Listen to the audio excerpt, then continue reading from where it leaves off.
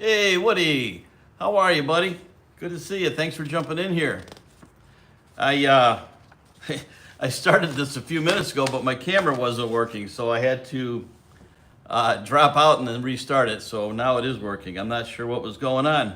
Hope everything's going on good for you and the house and everything that you had going on. How about it? Doing okay with that?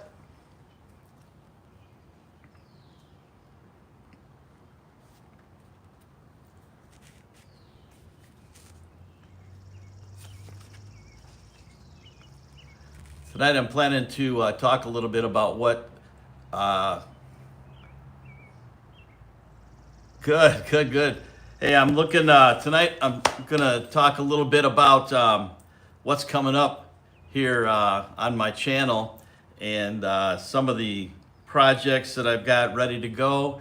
And of course the one behind me is just about ready. I just haven't been able to work on it, but that'll be rolling here really soon. Runs great, everything, all that. Got a couple of dinky things like putting the windshield back in and just a few little things like that.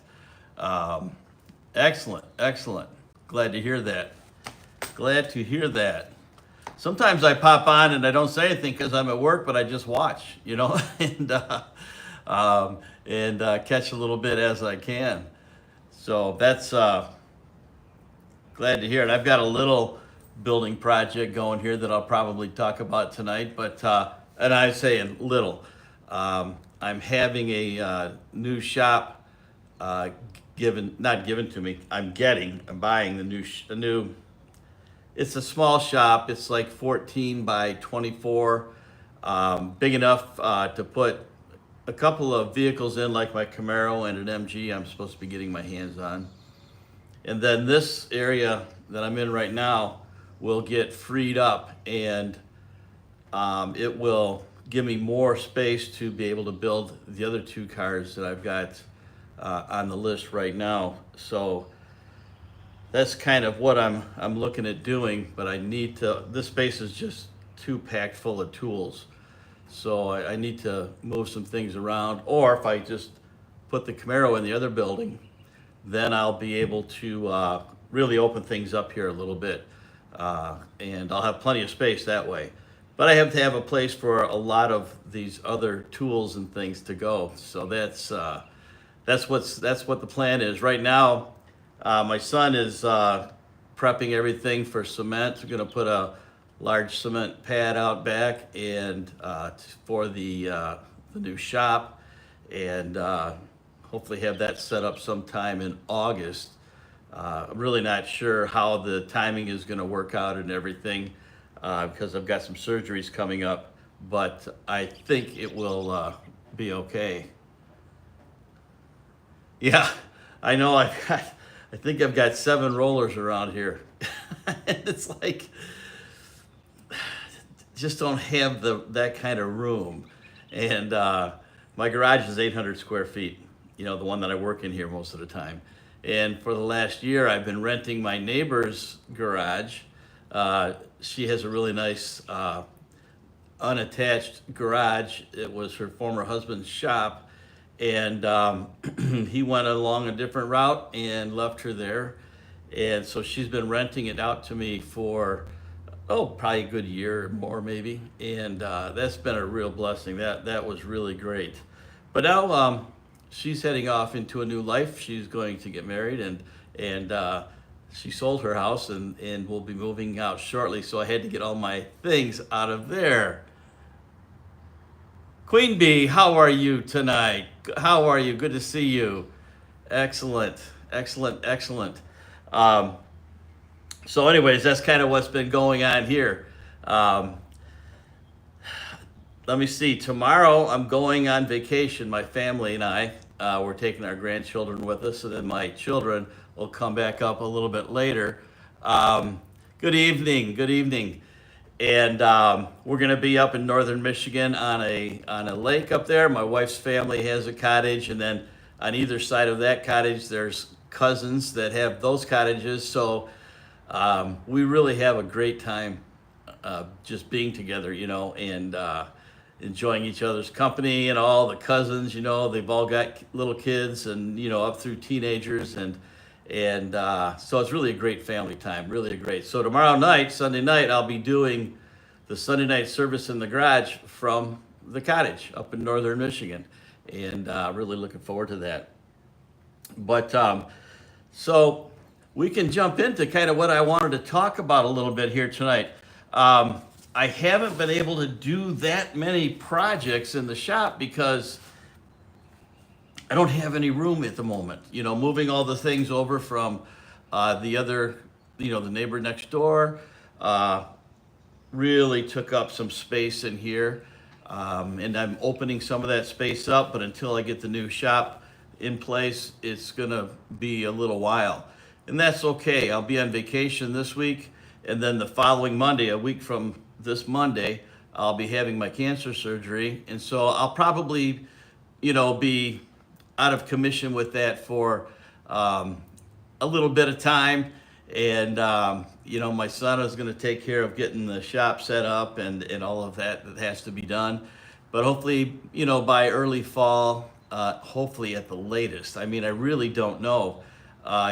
There's so many different thoughts from the people, the doctor and everything, because no two people are the same of how long the recovery will be.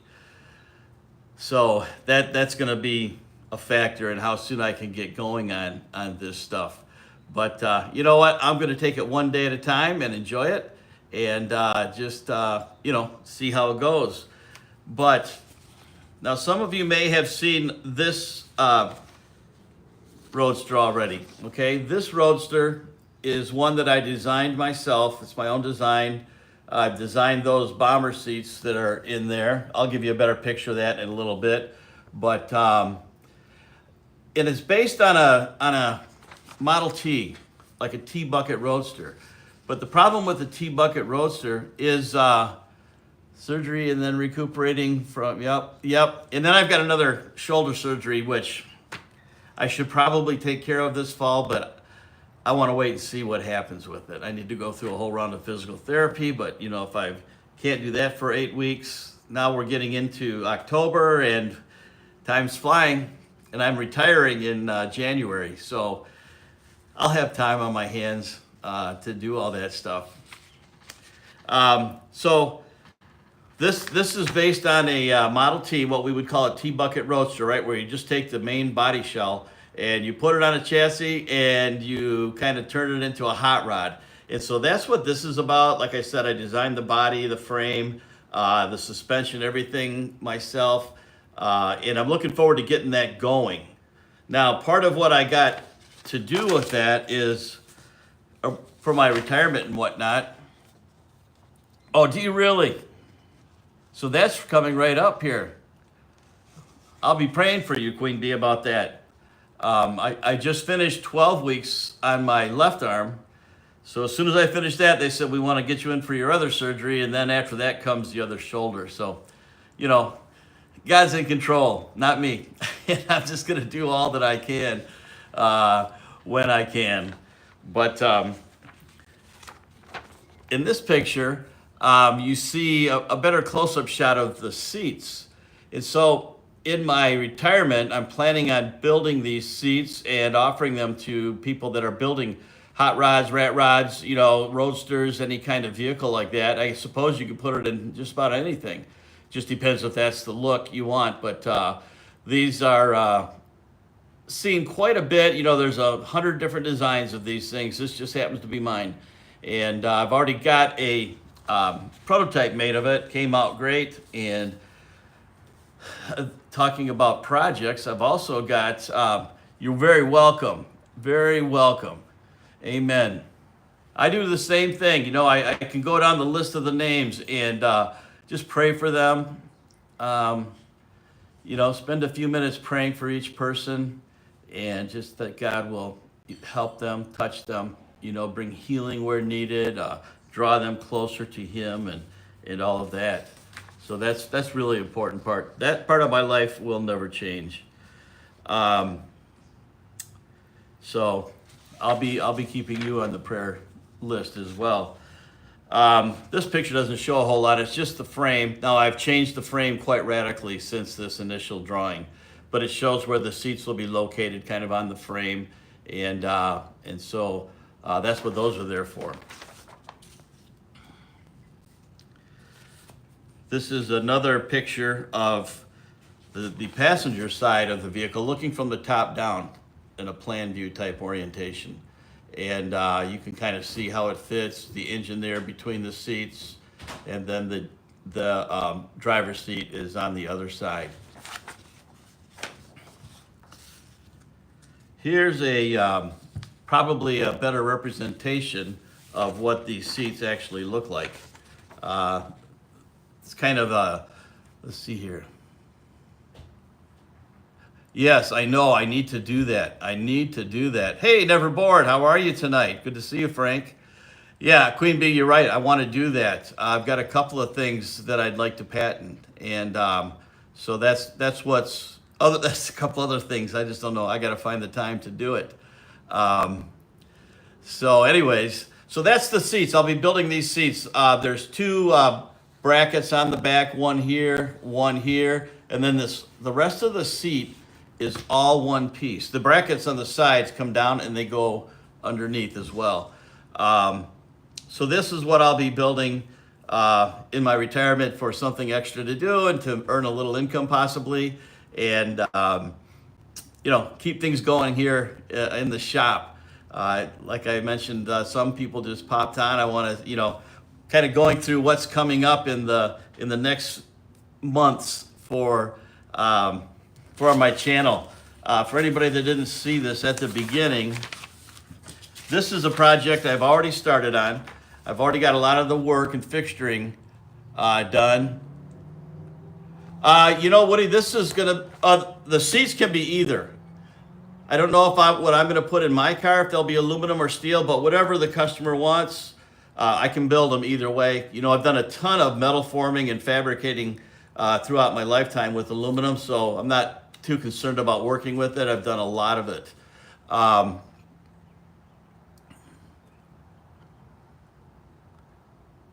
Yeah, right, exactly. There'll be a lot of sweat dripping through it when I'm making it, I know, but I mentioned to you, Frank, I think a couple of months back that I'm building the CNC machine right now, and I've got two of those that are gonna be going. I've taken a little bit of break on them, but this, the main seat, okay, which is here, I missed part of that. I'll have to go back and look at the comments. The main part of the seat here is all one piece, and it all folds out into a flat blank. And building that larger CNC machine, which probably won't be till next year. So the first few of these may be done by hand, which is okay. You know, I'm going to need 2 sets of them for my Roadsters. But I want to develop everything, you know, so I can just throw the sheets on the machine and go for it. I need to do something different with my messages that are hard to catch real quick. Yeah, you know, or Woody, the other thing I thought about is sometimes you'll see snaps that are on, you know, on the seats and then on the cushions too, so they don't easily blow out, or, you know, when somebody's not sitting in it, maybe I'm driving alone and the pad is in there to snap them down, that type of a thing. So yeah, I like the concept. I mean, we've all seen, you know, so many different designs of these, but they're quite expensive if you go to a shop or somewhere, and I think I'll be able to keep the cost of these down a lot. I've got all the dimple dies, I've got the welders. They're very easy to change the size. You know, if you want a 14-inch or a 16-inch or whatever width you want, and it all a lot depends on the car too, but those, you know, they'll be pretty flexible as far as fitting them into cars.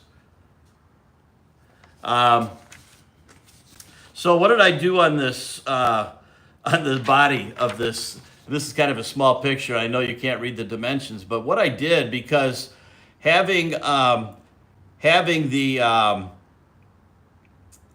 T-bucket idea, the T-bucket bodies are so narrow, you know, and they're short. They're a little bucket, you know, they're not that big. So what I did in this body is I stretched the body from front to back by 10 inches, and I widened it by 4 inches just to get a little bit more elbow room and space for the 2 passengers for when another person is with me. And so I thought that was kind of important. You know, I want it to be somewhat user-friendly. You know, it's nice to be comfortable and not all packed in there. So I've got a 350 LT1 Chevy small block that I'm planning on putting in it, and turbo hydromatic 350 transmission. The 350 small block is already built. It's basically ready to drop in. I think I do need an intake and a carburetor, but basically otherwise it's done. And so the goal on this is to, you know, build as much as I possibly can myself. You know, all the sheet metal, the body panels, the inner panels. I'm gonna put my metal model maker hat that I had from back in the 70s when I went through school. Bill, research how to patent it. Yes, I am going to, and I have a friend who has a number of patents, and I'm talking with him as well. So I'm definitely going to do that. But anyways, I'm going to do a lot of fabricating on this car, and I'm looking forward to doing that. I've already started some of it. I don't know, you know, several months ago before I ended up getting sick and injuring my shoulder and all that, I was doing a lot of forming of a cowl panel and the whole cowl, you know, and that's on hold right now. It's right over there hanging on the wall. So that's something that's been in the plans, but it hasn't really gotten off to a fast start just due to life in general. So this next picture I'm going to show you is, it's kind of near and dear to my heart. Now this comes before my time. This picture is from 1947. You'll see my dad sitting in the driver's seat. You'll see my grandpa standing next to the car. And then there's something very interesting about the engine, which is hard to see. The next picture will be a lot easier to see. But when my dad was 15 years old, he pieced this car together. And it has a straight 6 in it. And my uncle, I have one uncle still living. He's 95 or 96 now. And he tells me that that was a Buick engine.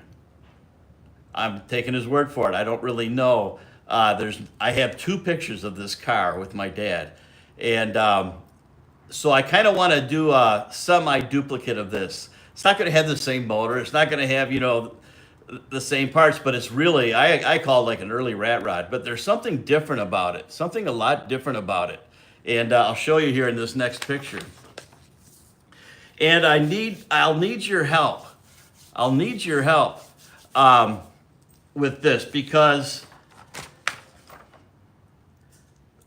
I'm tending to believe my grandfather, my dad's dad, was an inventor. Very intelligent man, great engineer. And this was in 1947. And I don't know if this is fact or not. I've just been told this, or is it just, you know, legend. But if you notice, this car has 3 carburetors. It has tri-power. This is 1947. The best that I can find is tri-power really came out, at least in production, in about 1957. And so I'm looking for some people that might have more information on if they knew about any other vehicles, you know, in the 40s that had tri-power.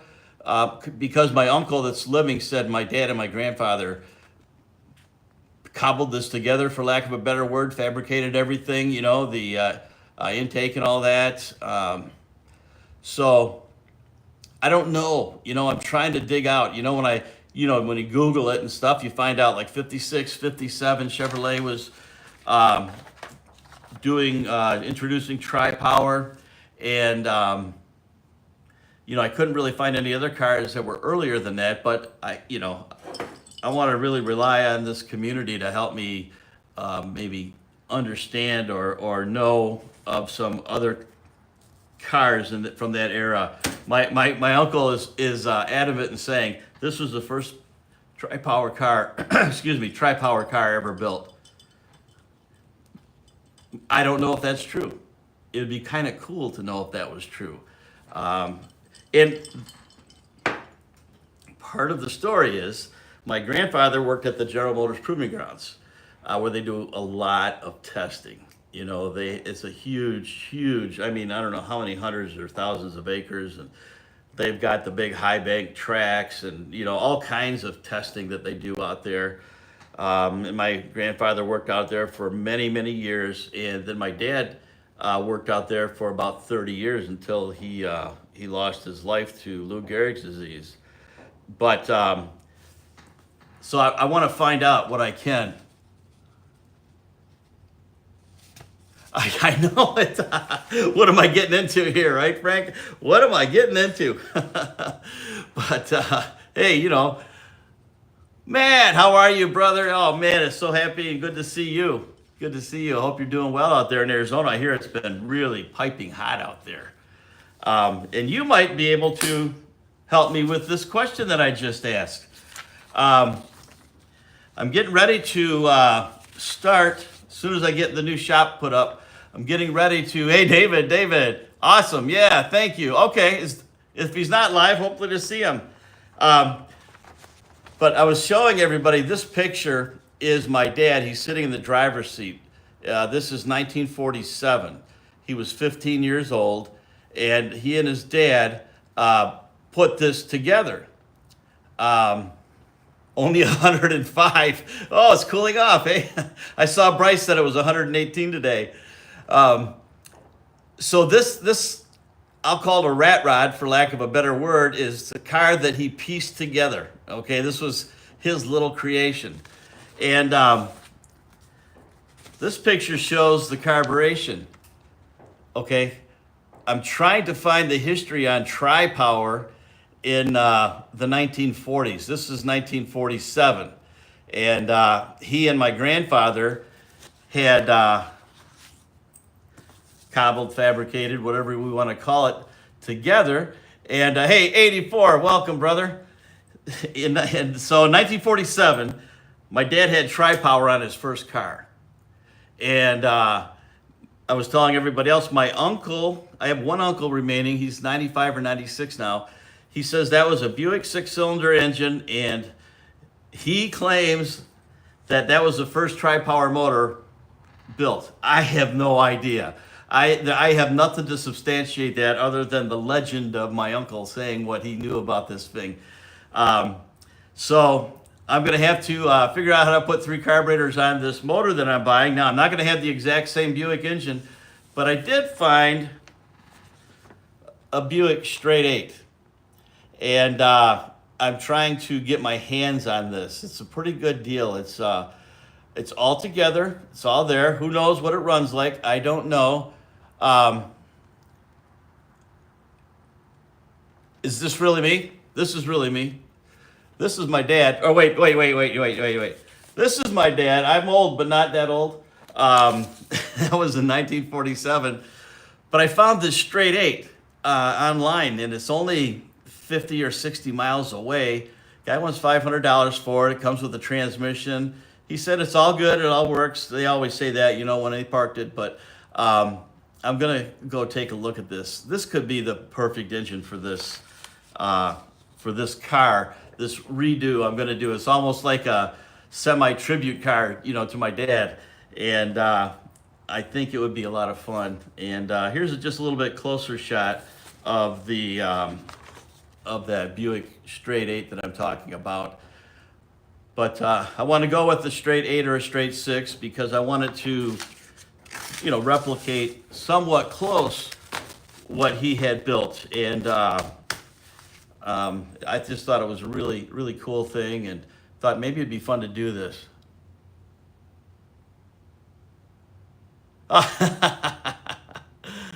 Hey, how's it going? Great. Oh, man, good to see you. Good to see you. Yeah, straight 8, man. Hey, how you doing, Hugh? Good to see you. Good to see you. $500. I got some bright lights in my eyes. I'm going to try to rotate this a little bit better. So maybe Matt the Scrap Whisperer or Hugh might know when the first year for Tri-Power was. It seems like it, and I talked to David about it the other night on one of his lives. Good. I'm doing good, thank you. I talked to David about it, and we had both thought the same thing, 56, 57. That's when Chevrolet came out with them. And then you just magically appear. We're thinking like mid to late 50s. And I'd really like to know if anybody has seen or had any experience with any Tri-Power motors that have come out, before 57. They were in production cars in 57, but I don't know if there were any, performance vehicles. This was no hot rod that he built. It was a car that he was able to piece together. 49 Ford had Tri-Power on a flathead 8. Okay, 49 Ford, I'll look that up. Yeah, this is 47.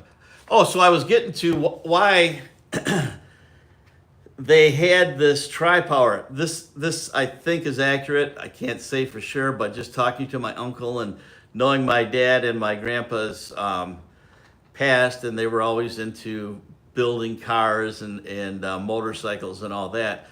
My grandfather was an engineer at the General Motors Proving Grounds, and he helped my dad put this together. And I'm thinking he was one of the engineers working on the 1958 on a 348 is what Google says. Okay. He was working on the Tri-Power program that was going to come out in 57. I'm just trying to figure out if one of those systems made their way home and they used that. I really don't know. I don't have anything to go on. But I was just thinking, man, it would be so fun to replicate something like that. So pretty soon I'll have space in here to have both of the roadsters set up side by side. And I plan on building that. That's what we're looking for. Has been a part of my community for a long time. I thought that. My brother's Ford used Offenhauser. Okay. Tri-Power. Okay. Excellent. Well, that's the type of, I thought about Offenhausers, and I thought about, some of those earlier kind of special carburetors and systems, intake and carburetor systems, carburation. So that's probably a really good clue. And if that was 1949, hey, is Rusty there? How you doing, Rusty?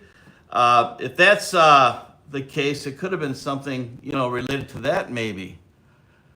Fairly new to this channel. Oh, it disappeared, but I'm glad you're here. I'm glad you're part of this channel, 84. I've really enjoyed listening to your stuff. That live last night was incredible. Absolutely incredible. If everybody here, if you haven't subscribed to each other, look for each other's names out there in the comments and subscribe. I've been getting to know 84 Cuddy here for I don't know, a month or two, maybe something like that, maybe a little longer. And he had a live last night, and it was really well done. I mean, people had some really great input. On there. It was about what's more important in your life, the impact you make or your legacy that you leave. And man, some people had some really strong feelings about that. It was really, really good to watch. I thoroughly enjoyed it. And I apologize, 84, about filling up your comment section today with my review, but it was really great, really great. So they can, yeah, okay, that's a good idea. I'll have to remember that. I will have to remember that. I bet you are. I bet you are, Queen Bee.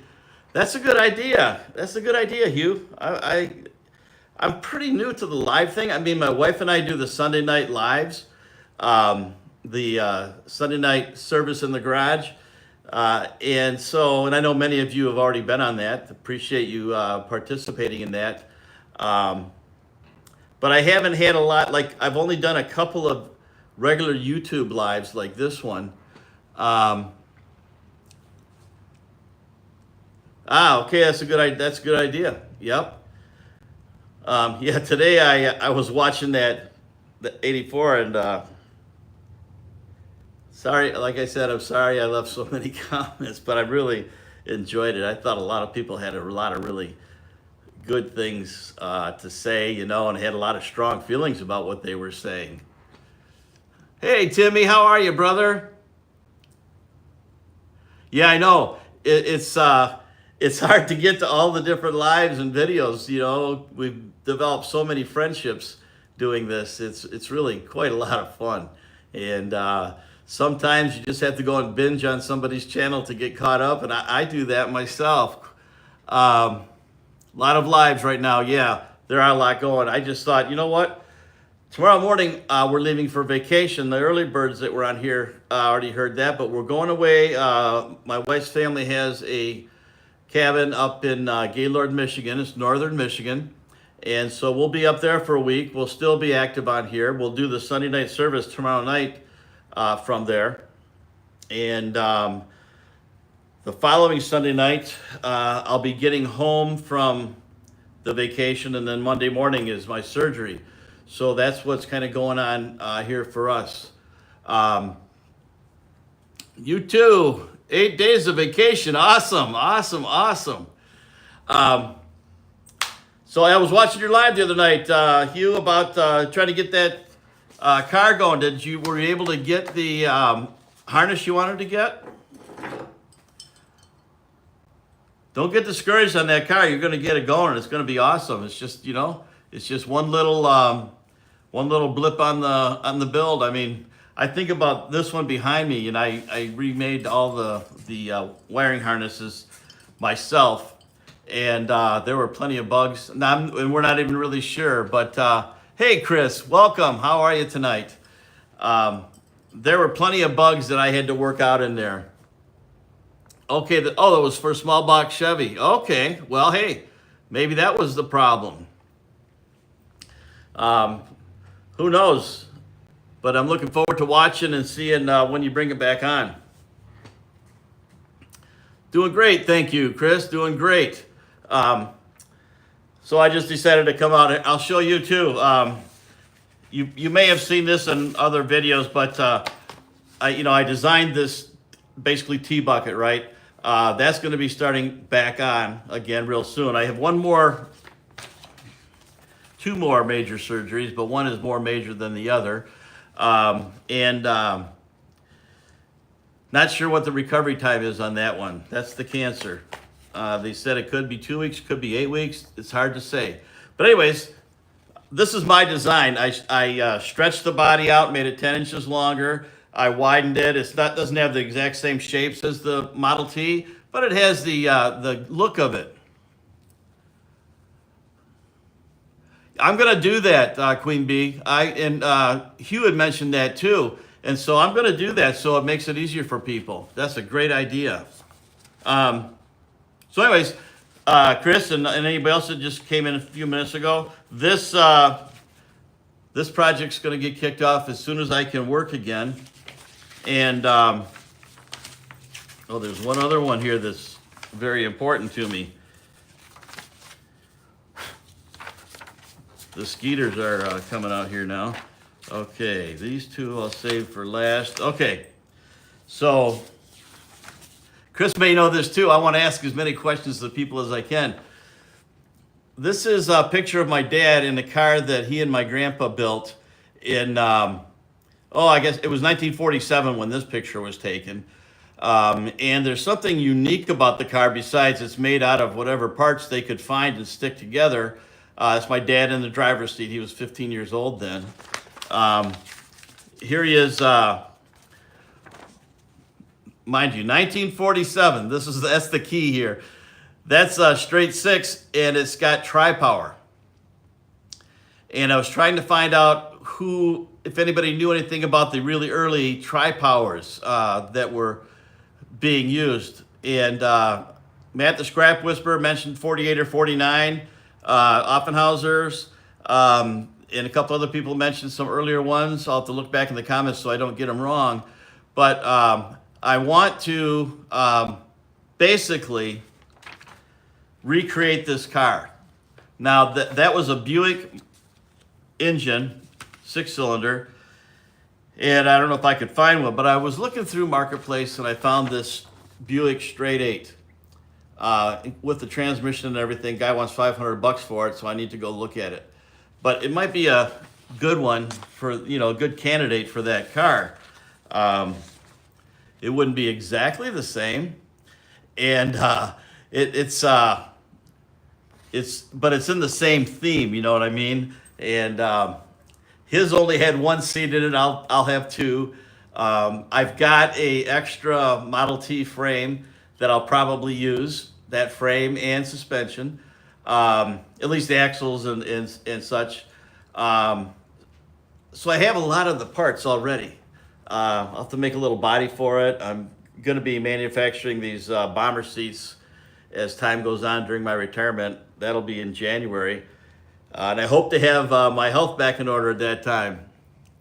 Well, that's what I think happened because my uncle, the one who's been giving me information on this, 95, 96 years old. I can't remember.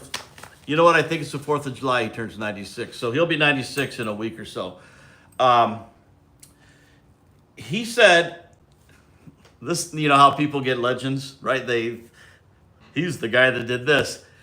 He claims, beyond the shadow of a doubt, this was the first car with tri-power. That's a stretch. I don't know if that could be true, but it was early. Has a tri-power on a 32 Chevy 6-bang. I'll have to look at him, see what he's got going there. But, my uncle, the only living uncle I have still, he claims that, they did that themselves. Now, my grandfather was an engineer on the tri-power that GM came out with in 1957. And, back in that time, some parts would find their way out of the factory. I don't know if that's what happened, but anything's possible. But I want to kind of make a semi-tribute car. You know, it won't be identical. It won't be exactly the same, but all the same, it'll be cool. And I'm really looking forward to doing it. Um, that's what I told my son, my older son. I said, it's called Tri-Power back then. 32. Sometimes, okay. Yeah, it's true, right. They do change. Um, what was I telling my son? Um, oh, that may have been a prototype from the General Motors Proving Grounds where they were developing Tri-Power. My grandfather was an engineer there. He worked on those types of projects. That's certainly possible. You know, it could have been a prototype because they're way ahead of, you know, of production, and especially for a new engine system like that. Hey, Ellen, how are you? How are you tonight? Yeah, it's a 69 Camaro Z28. It's Le Mans blue with the white stripes. It's my favorite combination on that particular car.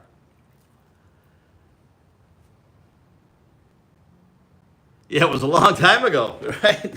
It was a long, long time ago. And like I said, he was only 15. His dad was big into cars. And then his dad opened a motorcycle shop. They sold BSAs, aerials, and sunbeams.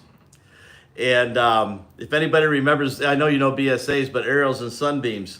I've got some really cool old pictures like this of the guys in the shop there. And they went on to start a motorcycle club called the Iron Mustangs.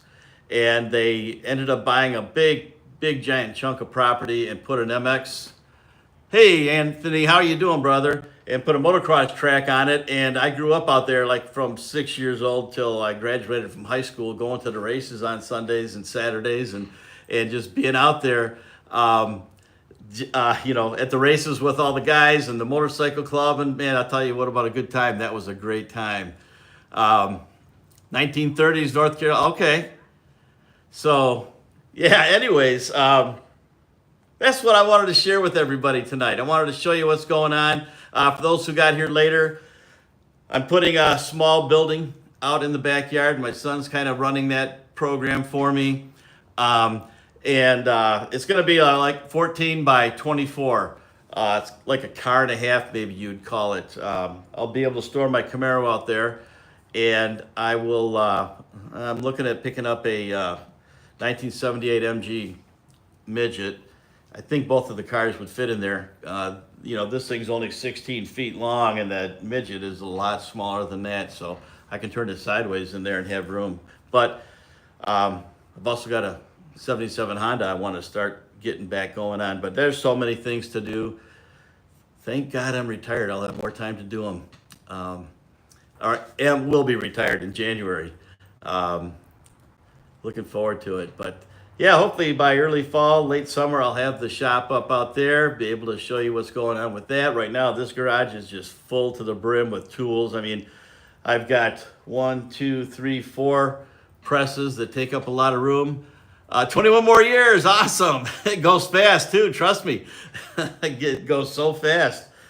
I've been doing this, it'll be 49 years come in December with metal fabricating and, you know, early development, prototype, and all that sort of thing. It's been great. I was talking to Tanner Rebuilds today, and it's been a really great career to have, you know, to be involved with. I got to do a lot of really cool things, you know, with hand fabricating fenders, doors, roofs, you name it, you know, all the different parts of the car. Been retired since 12. Nice. I'm going to do the same thing. 11 of my friends wood shop. Oh, with you. I hope you treated them well and taught them a lot, Queen Bee. I'm sure you did. Yeah, it's been a good career. I've got my English wheel over there. I built that one myself. I've got 3 brake presses, press brakes, a mill. I'm building 2 more mills. I need to learn when to call it quits and just start making cars. That's the key to what I need to be doing. So anyways, just wanted to hop on for a little while and talk with everybody and tell you what's going on in my life. if you think about it, say a prayer. A week from Monday, I go in for my cancer surgery. I'm trusting that's going to go just fine. Not really concerned about it, but prayers never hurt, and they can only help. So that's what we're doing. I'll be laid up for a little while after that, and then I'll get busy again. So everybody, thank you for being here tonight and all the chatting and commenting and everything. I really appreciate that. It makes it more enjoyable for absolutely everybody. Yeah, same thing, huh, Queen Bee?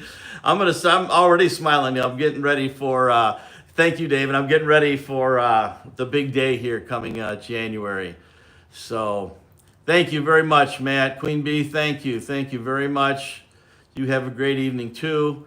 Hope everybody has a great 4th of July. Remember our country, pray for our troops, and God bless America. Thank you so much. Thank you, Alan. Chris, good night, man. Thank you very much. I'll be talking to you all soon. Good to see you all.